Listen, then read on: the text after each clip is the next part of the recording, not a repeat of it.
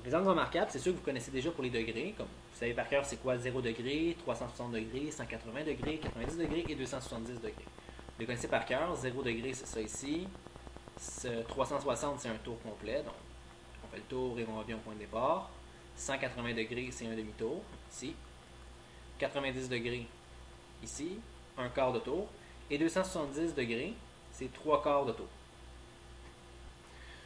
Donc, ça, c'est à savoir par cœur, mais c'est à savoir par cœur aussi en radians. Donc, mentalement, on va essayer de déduire c'est quoi en radians. 0 degré en radian, c'est que on n'a pas d'ouverture. Donc, ça va être nécessairement 0 radian. Donc, 0 reste 0. 360 degrés en radian, 360 degrés, c'est un tour complet. Et un tour complet, on l'a dit tantôt, c'est 2π. 2π, c'est la circonférence du cercle. Donc, 360 degrés, c'est 2π. 180 degrés, je vais juste l'écrire, 360 degrés, c'est 2π. 180 degrés, c'est un demi-tour. Alors, un demi-tour, eh bien, ça va être la moitié de 2π. Donc, ça va simplement être π. Alors, 180 degrés, c'est π. 90 degrés, c'est la moitié d'un demi-tour. Donc, ça va être la moitié de π. Ça va être π sur 2. Donc, π sur 2, ça représente 90 degrés. À savoir par cœur, c'est important. Et 270 degrés, 270 degrés, c'est π plus un quart de tour. Donc, π plus π sur 2, qui donne 3π sur 2, ou 1,5π. Je vais laisser en fraction. 3π sur 2. Donc ça, ces angles-là sont à savoir par cœur, parce qu'on va toujours s'en servir de la même façon que vous servez 90, 180, 360 et ainsi de suite. Oups. En connaissant ces angles-là remarquables, on peut en trouver d'autres angles qui sont remarquables. Donc ici, je vous rappelle, ça c'est 0 degré, ça c'est 90 degrés. Et là, je vous demanderais de trouver mentalement les angles 30 degrés, 45 degrés, 60 degrés et 120 degrés. Donc premièrement, je vais les marquer. 30 degrés, c'est à peu près ici. 45 degrés. 60 degrés.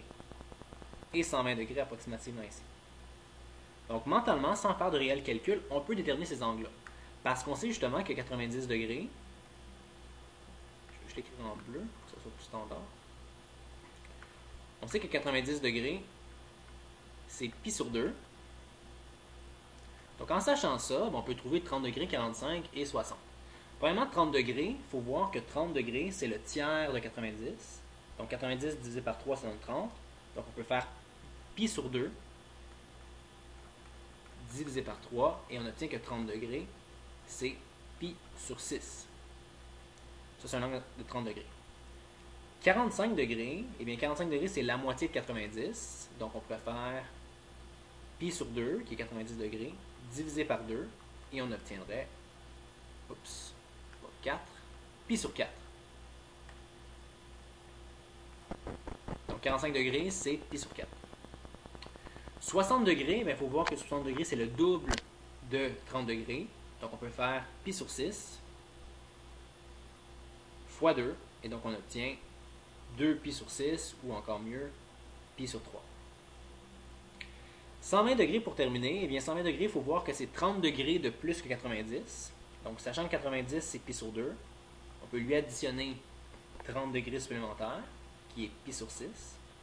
Alors π sur 2 plus π sur 6, si on met ça sur le même dénominateur, ça fait 3π sur 2 plus π sur 6, qui donne 4π sur 6.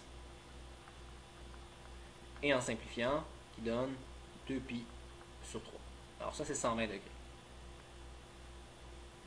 Donc vous voyez qu'en connaissant les angles, il ne suffit pas d'en connaître beaucoup. Là. Si vous avez 0 et π sur 2 ou 0 et π, c'est facile de déduire les autres. Et je vous rappelle que dans la formule de tantôt, c'est écrit ici, 180 degrés, c'est π, 360 degrés, c'est 2π, et juste à partir de 2, on peut déduire toutes les autres. Donc maintenant, je vais vous parler des points trigonométriques.